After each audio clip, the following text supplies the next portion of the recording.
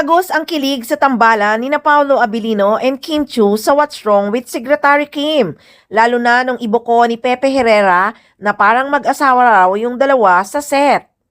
At kung sasabihin nilang matagal na sila, maniniwala kami. Sobra talaga kaming kinikilig sa kanila. Chika ni Pepe sabay promote ng musical play ng parokya ni Edgar kung saan siya kasama sa cast.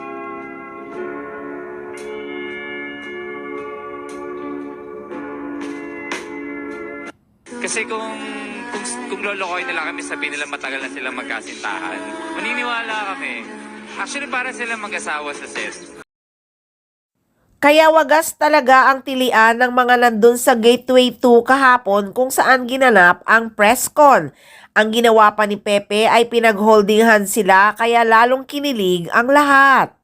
Lalo pang kinilig ang mga fans nung kinuha ni Paolo Abilino ang pangtakip ni Kim Chiu sa legs niya para hindi siya makitaan sa pag-upo. Grabe rin ang reaksyon ng sabihin ni Paolo na si Kim talaga ang nagsiset ng tone sa taping nila. Pag high energy si Kim, siya talaga yung nagsiset ng tone nung set. Lahat ng tao energized din.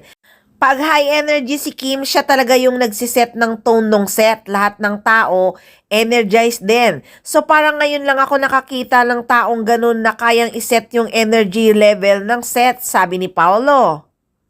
Streaming na nga at beginning March 18 on Viu, produced by Dreamscape Entertainment, directed by Chad B. Bidanes, ang What's Wrong with Secretary Kim.